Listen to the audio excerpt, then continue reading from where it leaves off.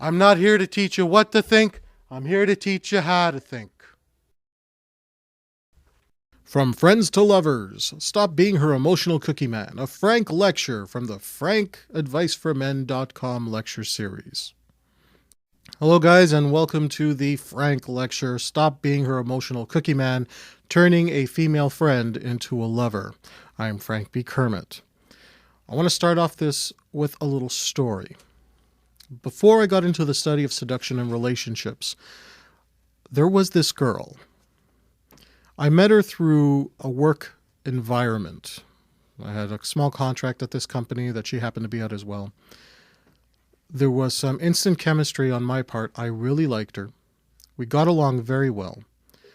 We had had some interactions outside of the office, but nothing in a dating environment. When I told one of my friends about our interactions, he says, "Frank, I think the girl's flirting with you. I think she kind of likes you."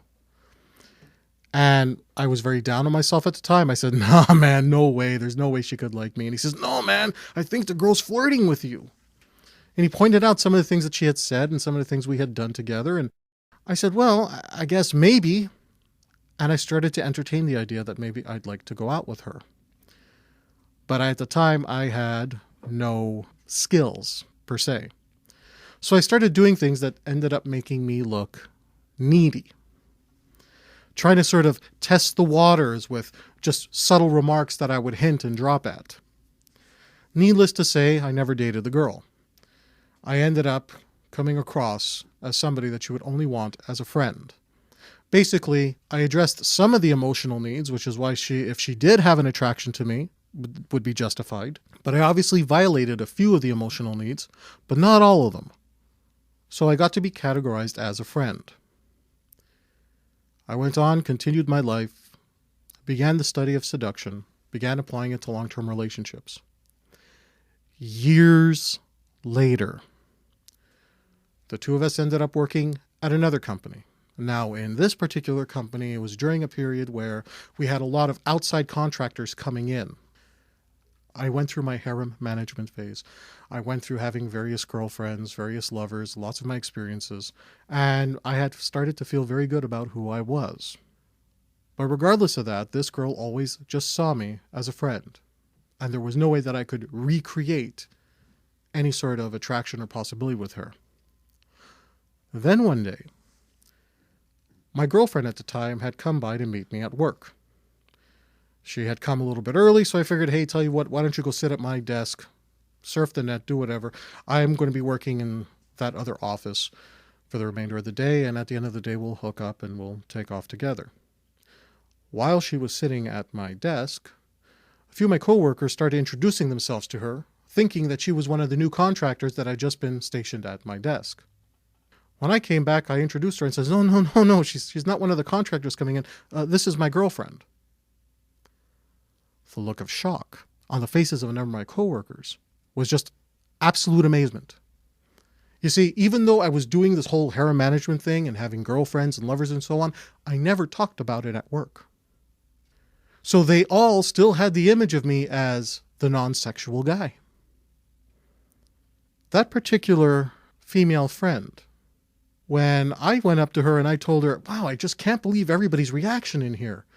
I mean, everybody's meeting my girlfriend and they're thinking like, oh my God, they simply can't believe it. It's just ridiculous."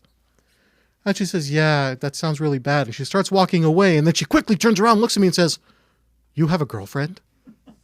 And I said to her, "You know, I have had girlfriends over the years. I just don't talk about it at work." The look in her face, the eyes, it was all in her eyes. I could see the eyes shifting, as if like light switches were going on and off inside her head. What she was doing at that moment is that she was recategorizing me. I went from being a non-sexual guy because she didn't want me to, oh my God, you mean he's been getting laid all this time? He's been getting lovers and girlfriends all this time and he just doesn't talk about it? Which of course addresses emotionally, number one, protection of her reputation. And she just sat there and said, "Oh, well, of course. You know, that's a really smart idea not to talk about it at work." And she walked away almost like in a daze. That's when it hit me. That's when I understood what had exactly had gone on. If I had had a little bit more of the timing, or if I really still wanted to be with her, I had set up the scenario where now there was a chance that it could happen, because she finally saw me as a sexual being. And all those years of seeing me as a non-sexual person, she realized that she had miscategorized me. And the fantasy that she built up in her mind of how many women has this guy been with is probably a lot more than the reality ever was. She didn't see me the same way anymore. When you want to turn a female friend into a lover, it's not about what you can do for her. It's not about how much of a better friend you can be to her. It's about entering a different category of her brain.